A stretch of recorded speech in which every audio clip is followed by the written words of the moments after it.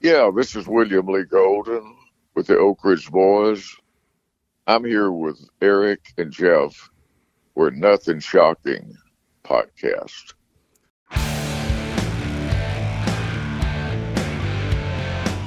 Want to know what's going on in the world of music? Then tune in to the Nothing Shocking podcast, a non-genre based, all-ages friendly rock and roll program.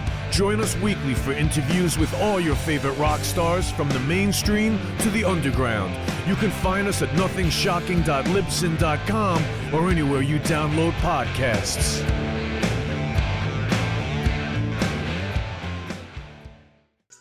We're putting the band back together. The numbers all go to 11. I'm talking about bands that rock. Led Zeppelin. What about Sabbath? AC/DC. Motorhead. Does that mean it's louder? Is it any louder? Well, it's one louder, isn't it? We're not worthy! We're not worthy! Why don't you just make 10 louder and make 10 be the top number and make that a little louder?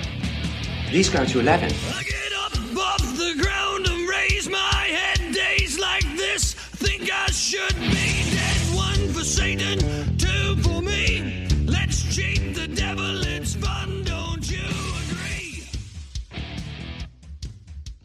Welcome to the Nothing Shocking podcast. I'm your co-host, Jeff Untied, and with me in Dog Bowl Studio is Coach Nez. You can find the Nothing Shocking podcast on Libsyn or any podcatchers, like our Facebook page, or follow us on X at No Shock Pod. You can also find the Nothing Shocking podcast on Rock Rage Radio every Sunday morning at 7 a.m. Central Time. Our sponsor is Ragged Records, located in downtown Rock Island, Illinois, and downtown Davenport, Iowa. We would like to thank the Hong Kong Sleepover for allowing us to use their music for our intro and bumper ending. Tonight's guest is William Lee Golden of the Oak Ridge Boys and the Goldens. Yeah, he was promoting with the Goldens. They just released 3 albums, Country Roads, Old Country Church, and Southern Accents, a collection of 34 songs. And what a legend we got to speak to. So let's get to it. All right, good night.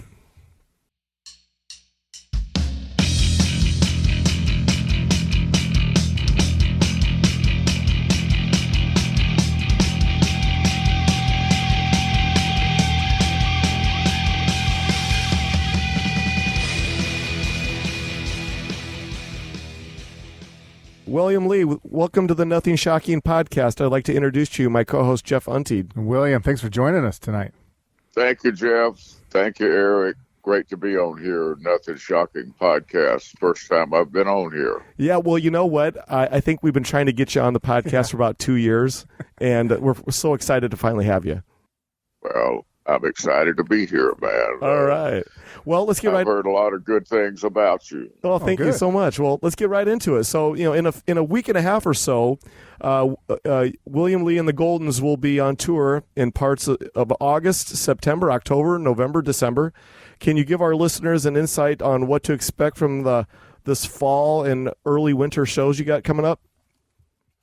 Well, what it is we got together as a family during the pandemic, something that I wanted to do for a couple of years prior to that, and I was busy with the Oak Ridge Boys, and my sons were all busy with their personal solo careers, and it was hard to get everybody together, but when the pandemic hit, we were all sent home, and so it was a time after about 2 or 3 weeks of watching all the negative hate on television. I just had to turn that crap off, and everybody hating everybody, violence, and I didn't want it in my home.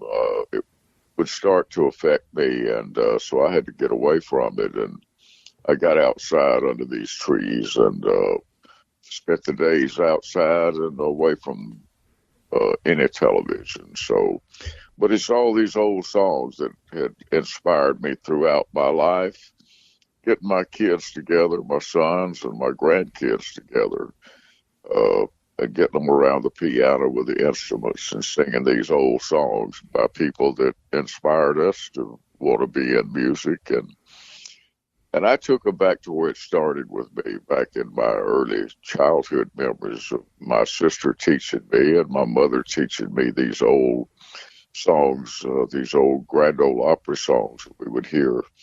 And I would play. My sister taught me how to play rhythm guitar and sing harmonies. And so as kids, we grew up playing music and singing. My sister played guitar, played mandolin, and piano. So, but it was where it started with me, and I took my family back there to the old songs that I first learned how to sing. Got them to harmonize with me and play their music with me. And so what happened that year during the pandemic was I wound up recording 34 songs with my family. We did an old-time gospel album, then we did an old classic country album, and then more of a country rock album. And my grandkids singing songs, and my son singing songs. And then I did an album with the Oak Ridge Boys that Dave Cobb produced, and we did a front porch singing album. And then I also wrote an autobiography during the pandemic. Scott England helped me write it and interviewed me every day. I say every day, about 2 or 3 days a week. He would come over, sit on the front porch, and with a little recorder, and we would talk. He would bring a tablet with questions on it, and we did that for 6 or 8 months, I guess, before. And he talked to different people. He talked to some of my ex-wives and talked to my current wife. And anyhow, it was some of my first wife. She got into some things that I was not going to get into in my book, but it was things I couldn't deny, being unfaithful. And anyhow, it's I did 5 projects during the pandemic, and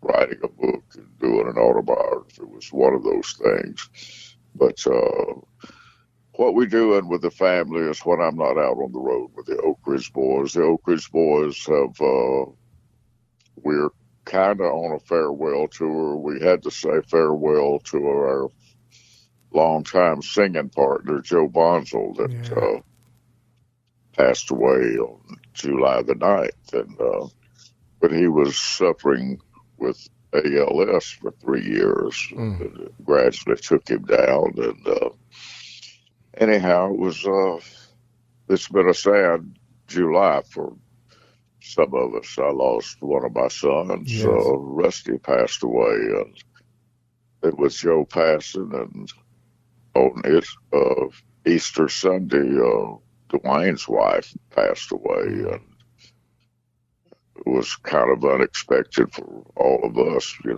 was a shock, but you're never are ready for some of the close loved ones when you lose them, and it's just been a rough time of loss, mentally, emotionally, physically, and spiritual.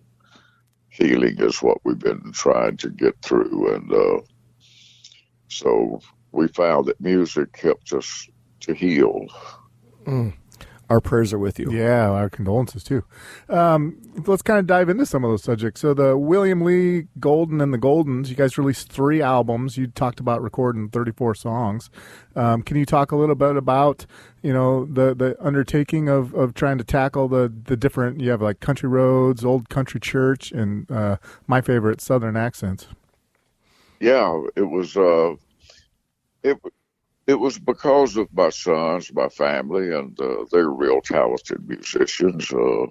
But I wanted their involvement too. Songs that they grew up singing, songs that they were exposed to, that they had a love for, whether we had ever tried to sing them or not. And a lot of these songs I liked the harmony parts on the choruses.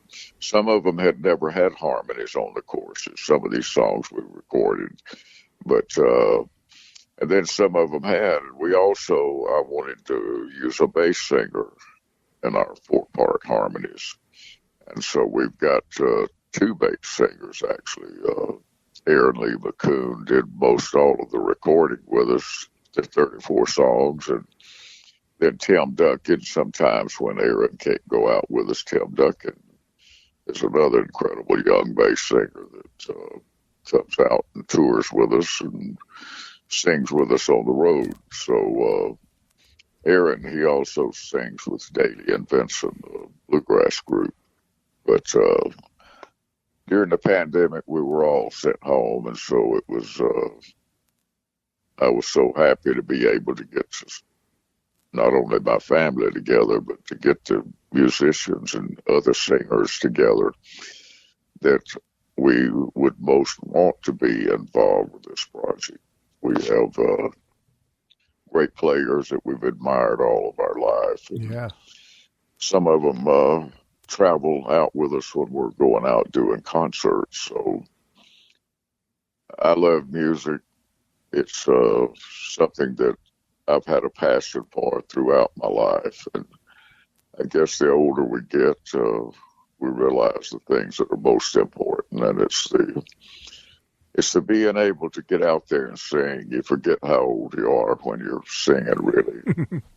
Absolutely. Well, yeah, and I'm really interested in the harmony part because for almost 20 years now, I sing with a barbershop harmony chorus. But I'm always interested in hearing when the different groups put together can you talk a little bit about the dynamics of your family and recording some of the harmonies? Are any of them professionally trained, or is it all just by ear through family? It's teaching? stuff that we expose. When my kids were growing up, my sons, I got 4 sons, and, they've been exposed to music.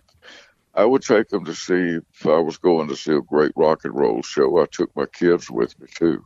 Yeah. And so when they were teenagers growing up, we'd go see, the Rolling Stones, Bob Seger, saw the Jackson 5 and with Michael and and Elton John, Elton John basically had changed his course in music. He was a drummer until he went to see Elton John, and then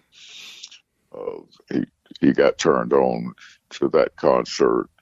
It was a life-changing thing because he come home and wanted to play the piano then. And his being a drummer gave him those dynamics, to be able to play, and he started off playing with all that power and dynamics and playing, and so it was actually playing drums, and it helped him to acquire that. Fantastic. As the Goldens are getting set to go out and play some live shows here, how challenged has it been for you and the rest of your family to put a set list together of what songs to sing? And is it a consistent set list for every show, or are you guys going to kind of move it around a little bit? How's it going to work out? We actually move it around a little bit. It seems that most shows are a little different, and we put different songs and sometimes take a different song out, But it seemed like that what we do is we do about 2 hours. We do an hour or so if we're in a theater that wants an intermission. We do like an hour, 10 minutes, and take an intermission for about 15 or 20 minutes, and then come back and do another hour or so.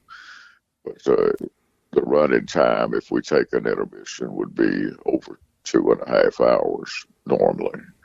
So, but that's what we do. And again, we do songs that we did on these albums. We sang a lot of these old songs, but I also throw a few other songs in there, and the band throws 2 or 3 other different songs, and it's according to who who all is with us each time. Sometimes my granddaughter Elizabeth, her husband plays a lead role or sings a lead role in the musical down at Disney World, and so she's back and forth from Orlando back to Nashville, and when we go out and play shows. And my grandson, her brother Elijah, he's a student at Brown University up in Rhode Island, so he comes out on weekends, and actually he's flown out to be with us on the weekend when he's in college, and flies back to college for the Monday morning. Sometimes we don't And sometimes Elijah, the other night, he missed a show that we had to do because he had another project that he was working in with a musical that he was singing a lead in that with some theater troupe that they also kind of work with. But he wasn't with us in Virginia the other night, but Elizabeth was. But Elijah will be with us next week when we're here in Portland, Tennessee, which is 15 minutes from where I live, I guess. Oh, fantastic. Yeah. Well, we also talked about the Oak Ridge Boys being on tour, too. Can you compare a little bit of, is it a similar type schedule or type hour break or intermission break with the Oak Ridge Boys? I know you guys are coming Mount Pleasant, Iowa for the Old Threshers reunion here at the end of the month. Yeah, we are coming up there. But the Oak Ridge Boys normally do a straight through. There's rarely we play theaters where they ask for intermissions, I guess. But we kind of got to where we quit doing the intermissions. I think it was in the past 3 years when Joe was, with ALS, he was losing his abilities, his muscular. It's a degenerative muscular issue is what it is. And so as he started losing control of his muscles, it became difficult to get him out on stage and then to be able to then have to take a break and help him off and then help him back on. And it was just too difficult for him to do. And so that we've kind of quit it, but I'm not sure since his passing, there's a possibility we may do the take an intermission too. But, through our career, we've done that a lot of times, people that want intermissions. Some people need to have intermissions. So you want to try to accommodate your customers, so to speak. Yeah. The people that paid the ticket, so it's their show. Absolutely. Well, I want to change gears on you here. Talk a little about the music video creation here. Yeah. The Goldens released the Southern Accents music video. Can you talk a little bit more about the music video process for you and the rest of the band? How did it all work out? Well, what happened is I have one of my very best friends in the world is Jeff Panzer. He lives in L.A. and his video is his whole background. But I met Jeff in 1980, 81, when he was the youngest producer on ABC television, 2020. And but he didn't want to do the investigative reporting things on issues that didn't interest him. He wanted to do music pieces. He did pieces on the Grateful Dead, Simon and Garfunkel. He was doing a piece on Alabama when I met him, the band, and then the next year he did a piece on the Oak Ridge Boys. But through the years, then he wanted to get more in music, so he moved to L.A. and started. He worked ran the VH1 office out there, and then went to work with Universal Music, and so he was there for several years, and he did videos. He did before he went with Universal, he did all of Vanilla Ice's first videos. It broke him. Yeah. And he also did Wilson Phillips, the girl singers, but then he's done all of Nelly's, the hip hop Nelly. He's did all of his videos, and then he's done all of Lil Wayne's videos throughout his career. Jeff did Nicki Minaj's first 2 album videos, and did Drake's first album videos. It broke him as an artist, but he directed the cameramen. We had 4 or 5 cameras, still cameras, and 2 people had a hand camera when we were recording, and Jeff directed them from his studio in L.A.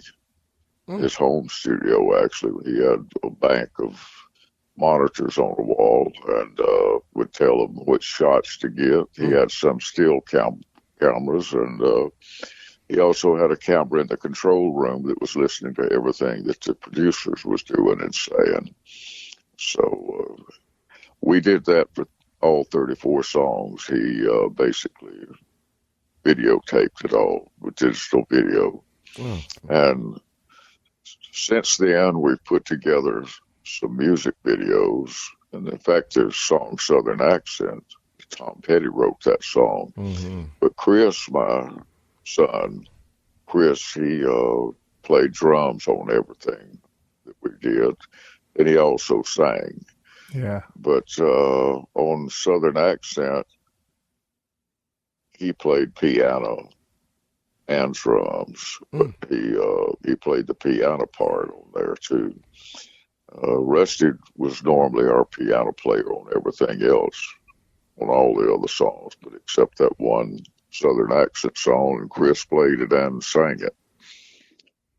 Fantastic. And put drums on the track. Well, the band's cover of this track is just absolutely beautiful. Can you give our listeners an insight to the recording process? How did it go for you and the rest of the band to recreate that song and make it your own? Well, what we did is it's like each song we would pull out, to do, and that was more on the country rock, and that was my sons. I wanted them to, what songs in their growing up really rung a bell to them and that touched their heart in one way or another. And I let them pick out those songs. But Chris had always loved that Southern Accent. I'd heard him sing it in concert stuff before and when we were out touring. But, it seemed to fit this project. And then we were able to sing some great harmonies with him on that song. But Jeff then videoed all of that, and with some of these other songs that we did, he also had the same camera people out here.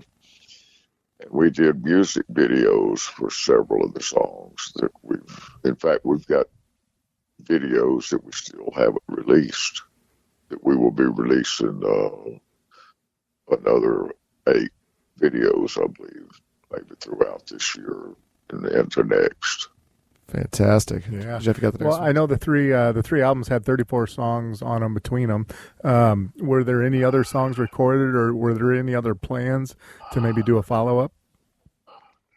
Well, we were talking about doing some more recording there, and was trying to get the dates together and put that together, when Rusty had his health issue there, and we lost him. So, but yes, we have been talking about getting back in and doing some more recording and doing some songs that maybe are a little more. There's one that we do on stage. It's a song that's written by Steve Earle and Jumbo Henson called Hillbilly Highway. And that's always a fun song for us to do. And we like to let the musicians we've got jam on that one. One guy take a lead solo for a while, and then the next guy take one and keep the music going. It's got one of those, a great groove and a feel to it. Well, the band covered the Eagles classic Take It Easy, and you guys just knocked it out of the park. Yeah. But talk a little bit more about, the task of covering such a, crossover classic as that song. Did you guys have any trepidations of it doing it, or were you feeling pretty good about it? Well, it was something that we had done most of the album at that time. I guess we had 32 songs that was cut. And Jeff Panzer, the TV producer and director, he has played it for his brother, some of the songs that we did, and his brother heard the soul thing. And anyhow, Kenny said, "Man, I think they ought to put a couple more songs. He was hearing these Eagles songs. He said they didn't have an Eagles song on there. Well, we didn't, but it certainly wasn't because they were not real influential in our lives. You know, they were certainly, their music is one of the fabrics of our life during the times of their making music, and they're still making music. But I'd always loved Take It Easy as a song, and I took a shot at it singing lead on it, and we changed it up a little bit to actually start it with the 4-part harmonies doing the main line. You may win or you may lose. Yeah. You may lose or you may win, but never be here again. So open up, I'm climbing in, take it easy. Well, we did that as an a cappella intro with that line of the song, and then kicked into the music.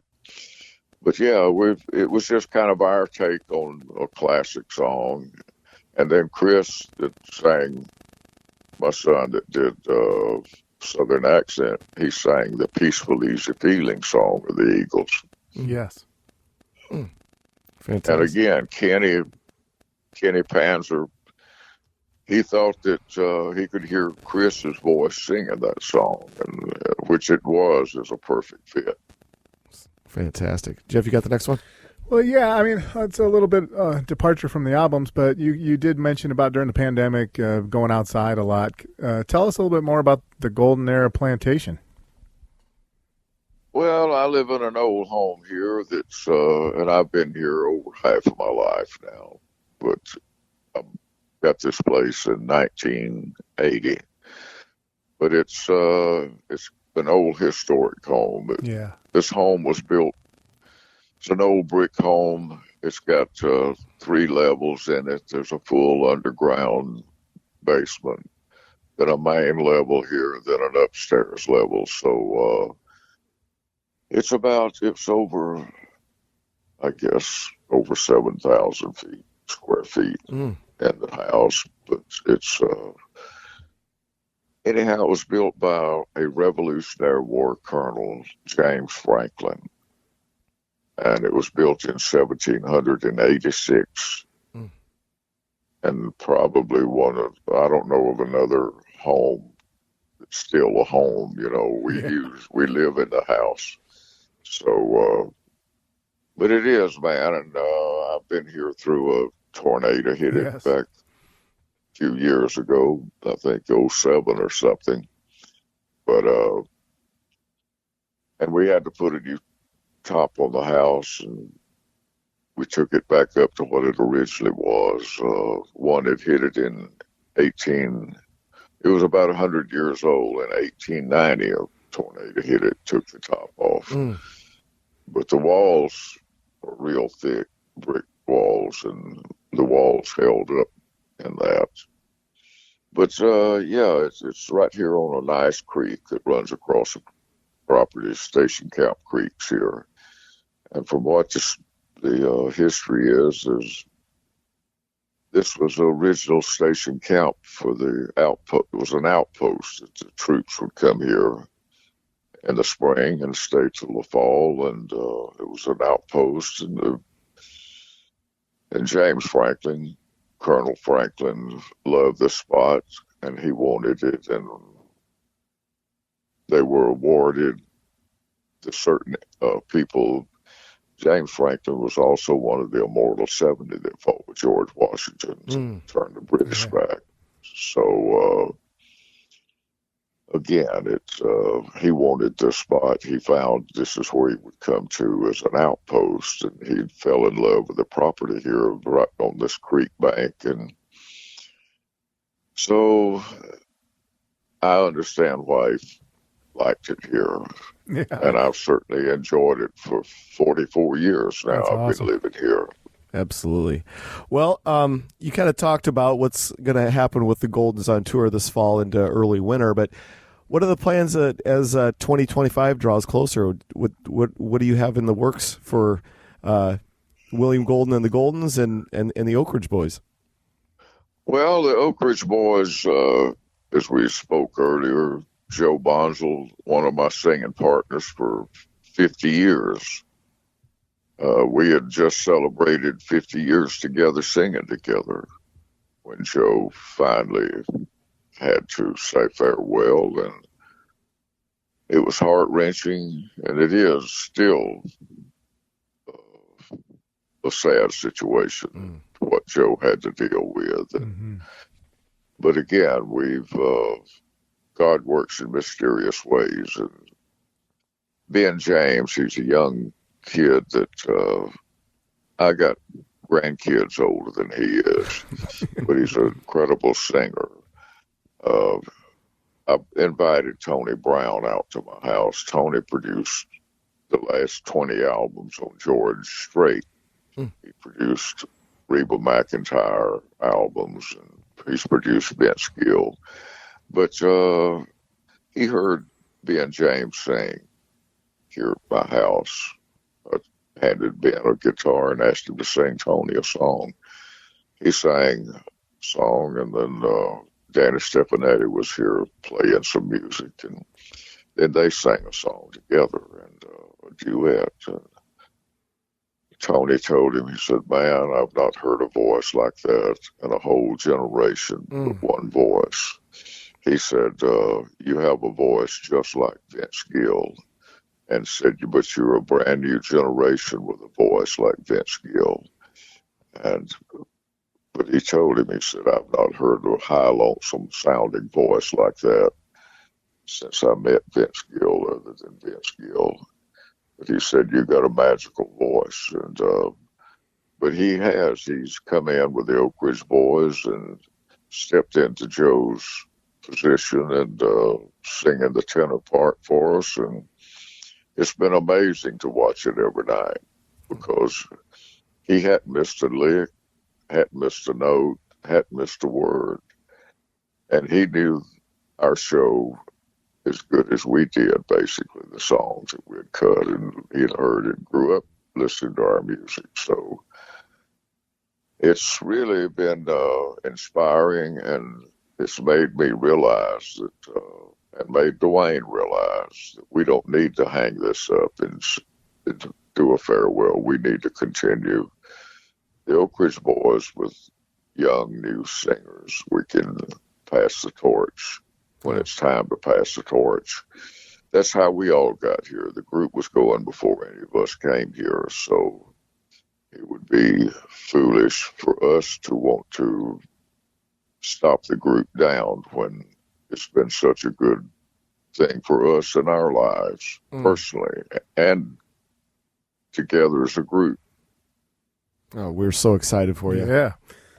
Go ahead, Jeff. Well, my last thing isn't really a question. It's just more of a reminiscence on my part. But just wanted to thank you for all the years of music. As a young boy, I remember going. I grew up in a small town, Pleasant Valley, Iowa, and we had Pleasant Valley days. And I remember seeing the Oak Ridge Boys playing on the back of a semi-trailer and being like, a young kid riding my bike from my house down to hear you guys sing Elvira, and been hooked on the harmonies ever since.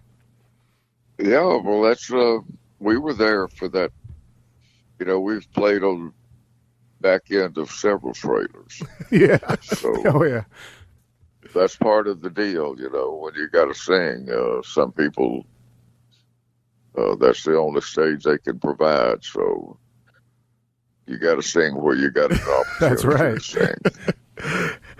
All right. Well, I got one more question for you, William, and then we'll leave you alone for the evening. So, I just felt like this is a question that it's just necessary. So the Oak Ridge Boys have been a part of so many crossover hits from country to pop music. Yeah. And there are songs that are going to live the test of time for the rest of human nature. I mean, it's going to go on forever until the end of men are gone. How does it feel to be a part of such classic work that it's going to stand the test of time and it's going to be here until mankind is gone? Well, that's our legacy, I guess, is the fact that, it's the life of starving musicians. you sacrifice everything you've got to be able to do what you love to do. And we kind of live a bohemian life sometimes. But what it is, and you've got, like Elvira was 16 years old when the Oak Ridge Boys recorded it. It had been recorded by Dallas Frazier that wrote the song on his album. Kenny Rogers in the first edition had it on Something's Burning album, I think. Mm-hmm. Charlie Rich had recorded it on his Behind Closed Doors album. But different people had cut it, but no one had put the arrangements that the Oak Ridge Boys, that Ron Chancey, our record producer, did. He wanted for Richard to do the bass lines of the Papa Mau Mau. So they decided that would make the song different than what anyone else had recorded it, and it would be, they thought it would be, people would like it, and people loved it. It was, we'll never forget the first times we sang it at a concert. It was in Spokane, Washington, an arena full of people, and we just decided we run over to the sound check that afternoon, and so we decided to drop it in the middle of the show, and we just sang Elvira right in the middle of the show. Didn't say nothing about it, went right into it. At the end of that song, I've never heard such a tremendous explosion of reaction from the audience, with screaming and cheering, and it went on and on. They wouldn't stop. We looked at each other and said, what we do? We said, sing it again. We sang it again.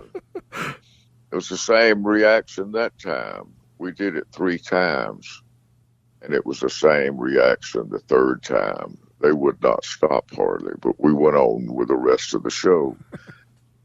We did not sing anything else the rest of the night that had them as excited or up to the fever pitch that Elvira did. And after we come off with whatever closing song we had, we decided, hey, let's do Elvira. Let's get them going again. We did it 4 times that first night we ever did it.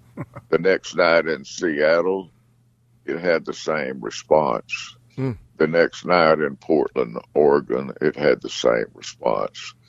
We called the record label and said, we don't know what y'all have in mind, but we want to tell you what's happening with this one song with Elvira out here.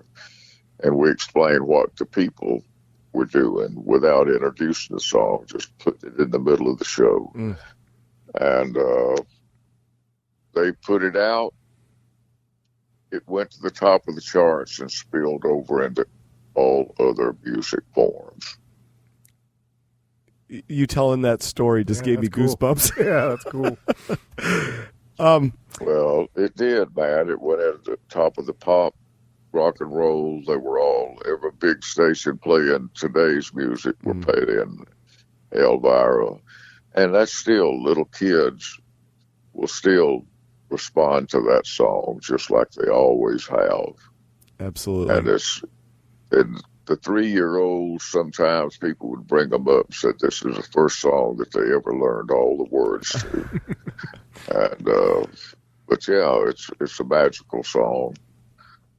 Well, and it's good to have songs like that. And our versions of it, it was again, it's a combination of the singers and the producers and the musicians. It's where magic really happens, and the only place that magic really happens is in music normally. What a story. Yeah. Well, we're out of our allotted time for the evening. Is there anything that we left off tonight that you would like to plug or promote?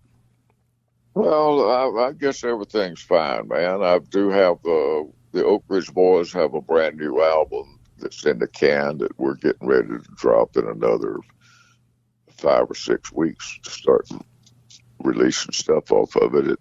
It's a song we did back in January. And it's a new album with Ben James on it. Dave Cobb produced this album.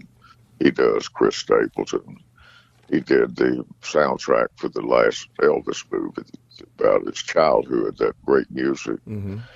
But he also produces some of the other big names in country music. He's the hottest producer in Nashville right now, but he still produces the Oak Ridge Boys. I think we've done 5 albums with Dave Cobb. But the new one is about mamas, and the new album will be called Mama's Boys, the Oak Ridge Boys. But man, I got a song on there that they pitched for me to sing, and I love it. It's called Come On Home, and it's really a kicking song. But it's about a boy leaving home and going to leave and gone, you know. But then he calls back from a truck stop in L.A., and his mother's telling him to come on home. Doors always open and the lights are always on. Mm.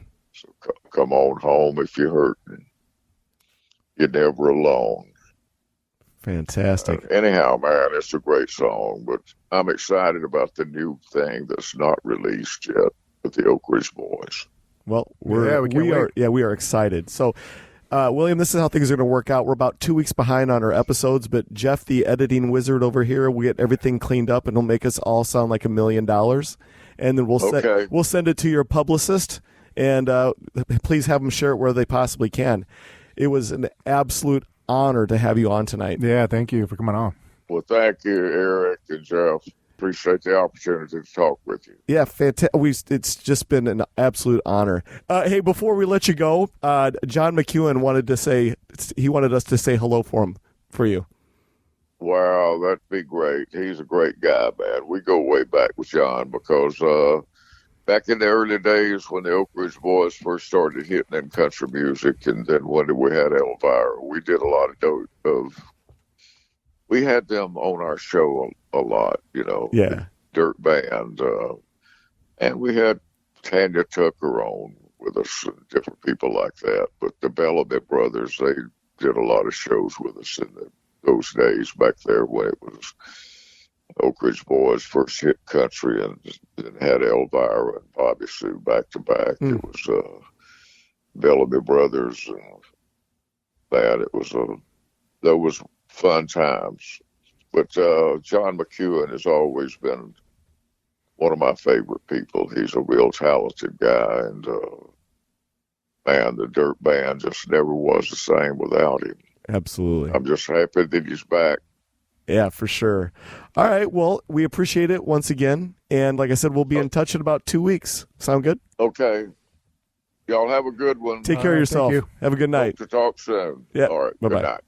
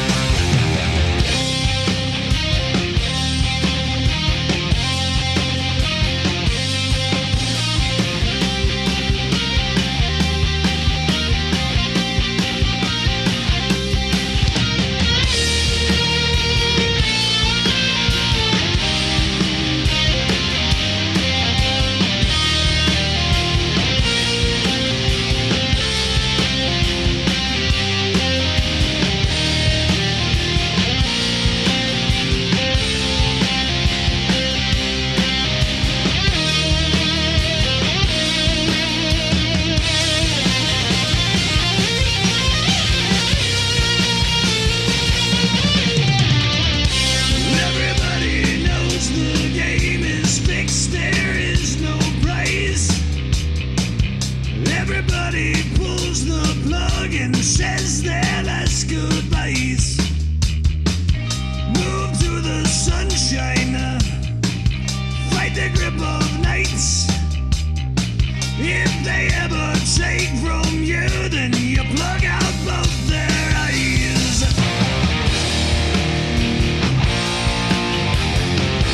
They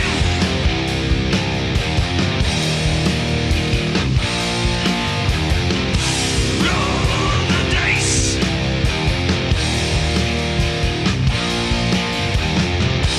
Take your chances.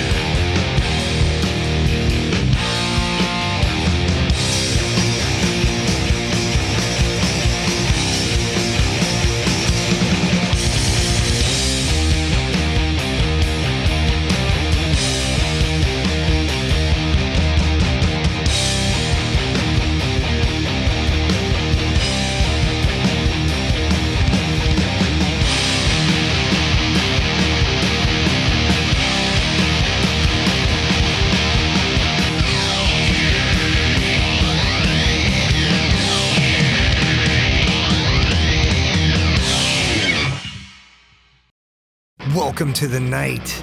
You think you know Night Demon? Then the Night Demon Heavy Metal Podcast is for you. Step into the darkness as we peel back the curtain to give you an unprecedented, all-access look into the mind and the heart of the demon. We're talking band history, song analysis, studio anecdotes, stories from the road. It's everything a diehard Night Demon fan could want and more. This is the only place to learn the inside scoop, the deep dive trivia, the untold tales from the band members themselves and those closest to the Night Demon story. Need more? The Sacred Night Demon Crypt will be pried open to reveal demo recordings that have never before seen the light of day, all with in-depth commentary by the band and the people who were there for the writing and recording process. This is a gold mine, a treasure trove of all things Night Demon. Head over to nightdemon.net or wherever you listen to podcasts.